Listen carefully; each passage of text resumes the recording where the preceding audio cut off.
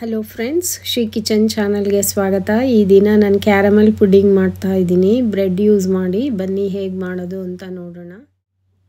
ಮಕ್ಕಳಿಗೆ ಮತ್ತು ದೊಡ್ಡವ್ರಿಗೆ ಎಲ್ಲರಿಗೂ ಇಷ್ಟ ಆಗುತ್ತೆ, ಇದನ್ನು ಇಷ್ಟಪಟ್ಟು ತಿಂತಾರೆ. ನೋಡಿ, ಬ್ರೆಡ್ನ ನಾನೀಗ ಒಂದು 4 ಪೀಸ್ ಅಷ್ಟೇ ತೊಗೊಂಡಿರೋದು. ಅದನ್ನು ಈ ರೀತಿ ಎಡ್ಜಸ್ ಎಲ್ಲ ಕಟ್ ಮಾಡ್ಕೋಬೇಕು. ಎಡ್ಜಸ್ ಎಲ್ಲ ಕಟ್ ಮಾಡಿ ಈಗ ಅದನ್ನೆಲ್ಲ ಪೀಸ್ ಥರ ಮಾಡಿ ಅದನ್ನು ನಾನು ಮಿಕ್ಸಿ ಜಾರ್ಗೆ ಹಾಕಿ ಅದನ್ನೆಲ್ಲ ಪೌಡ್ರ್ ಮಾಡ್ಕೋತೀನಿ. ನೀವು ಬ್ರೆಡ್ ಬದಲು ರವೆ ಮತ್ತು ಬಿಸ್ಕೆಟ್ ಎರಡನ್ನೂ ಯೂಸ್ ಮಾಡ್ಬೋದು. ನೋಡಿ, ಬ್ರೆಡ್ ಪೀಸಸ್ಗಳೆಲ್ಲ ನಾನೀಗ ಮಿಕ್ಸಿ ಜಾರ್ಗೆ ಹಾಕ್ಕೊಂಡು ಅದನ್ನೆಲ್ಲ ಚೆನ್ನಾಗಿ ಪೌಡ್ರ್ ಮಾಡ್ತೀನಿ. ಈ ರೀತಿ ಪೌಡ್ರ್ ಆಗಬೇಕು. ಈಗ ನಾನು 2 ಟೇಬಲ್ ಸ್ಪೂನ್ ಅಷ್ಟು ಕಸ್ಟರ್ಡ್ ಪೌಡ್ರ್ ತೊಗೊಂಡು ಹಾಲಲ್ಲಿ ಅದನ್ನು ಚೆನ್ನಾಗಿ ಮಿಕ್ಸ್ ಮಾಡ್ಕೋಬೇಕು, ಗಂಟಿಲ್ದಂಗೆ.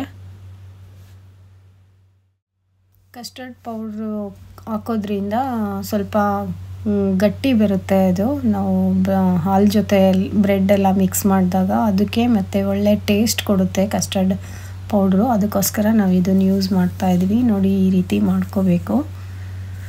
ಈಗ ನಾನು ಸಕ್ಕರೆನ ಒಂದು 3 ಟೇಬಲ್ ಸ್ಪೂನ್ ಅಷ್ಟು ಹಾಕಿದ್ದೀನಿ. ಅದನ್ನು ನೀರು ಹಾಕ್ದೇನೆ ಅದನ್ನೆಲ್ಲ ಕರಗಿಸ್ಬೇಕು ಚೆನ್ನಾಗೆ. ನೋಡಿ, ಸಕ್ಕರೆ ಎಲ್ಲ ಕರಗಬೇಕು, ಅದು ಕಲರ್ ಚೇಂಜ್ ಆಗಬೇಕು. ಅಲ್ಲಿವರೆಗೂ ಅದನ್ನು ನಾವು ಸಕ್ಕರೆನ ಕರಗಿಸ್ಬೇಕು. ಗೋಲ್ಡನ್ ಕಲರ್ ಬರುತ್ತೆ ಅದು. ಅಲ್ಲಿನವರೆಗೂ ಅದು ಲಿಕ್ವಿಡ್ ಆಗೋವರೆಗೂ ಅದನ್ನು ಕರಗಿಸ್ಬೇಕು. ಸಕ್ಕರೆ ಪಾಕ ಎಲ್ಲ ಕರಗಿದೆ. ಈಗ ನಾನು ಅದನ್ನು ಒಂದು ಪಾತ್ರೆಗೆ ಹಾಕ್ಕೊಳ್ತಾ ಇದ್ದೀನಿ. ಅದು ಎಲ್ಲ ಕಡೆ ಸಕ್ಕರೆ ಪಾಕ ಹರಡ್ಕೋಬೇಕು. ಅದಕ್ಕೆ ಆ ರೀತಿ ಎಲ್ಲ ಮಾಡಿ ಈಗ ನಾನು ಮತ್ತೊಂದು ಪಾತ್ರೆಗೆ 1/4 ಲೀಟ್ರಷ್ಟು ಹಾಲು ಹಾಕಿದ್ದೀನಿ ಮತ್ತು 2 ಟೇಬಲ್ ಸ್ಪೂನಷ್ಟು ಸಕ್ಕರೆ ಹಾಕಿದ್ದೀನಿ. ಸಕ್ಕರೆ ಅದೆಲ್ಲ ಕರಗಿಸ್ಬೇಕು ಚೆನ್ನಾಗೆ. ಅಲ್ಲಿವರೆಗೂ ಅದನ್ನು ಒಂದು ಸ್ವಲ್ಪ ತಳ ಎಲ್ಲ ಹಿಡಿದ ರೀತಿ ತಿರುಗಿಸ್ಬೇಕು. ಹಾಲು ಬೇಯ್ತಾ ಇದೆ, ಸಕ್ಕರೆ ಕರಗಿದೆ. ಈ ಸಮಯದಲ್ಲಿ ನಾನು ಕಸ್ಟರ್ಡ್ ಪೌಡ್ರ್ ಕಲಸಿದ್ನಲ್ಲ ಅದನ್ನು ಇದ್ರ ಜೊತೆ ಹಾಕಿ ಸ್ವಲ್ಪ ಎಲ್ಲ ಮಿಕ್ಸ್ ಮಾಡ್ತಾಯಿದ್ದೀನಿ. ಈಗ ನಾನು ವೆನಿಲಾ ಎಸೆನ್ಸ್ ಒಂದು 2 ಡ್ರಾಪ್ಸ್ ಅಷ್ಟು ಹಾಕ್ತೀನಿ. ಅದನ್ನು ಚೆನ್ನಾಗೆಲ್ಲ ಮಿಕ್ಸ್ ಮಾಡ್ಕೋತೀನಿ. ಈಗ ನಾನು ಬ್ರೆಡ್ ಪೌಡ್ರ್ ಮಾಡಿದ್ನಲ್ಲ ಅದನ್ನೆಲ್ಲ ಹಾಕಿ ಚೆನ್ನಾಗೆ ಮಿಕ್ಸ್ ಮಾಡ್ತಾಯಿದ್ದೀನಿ.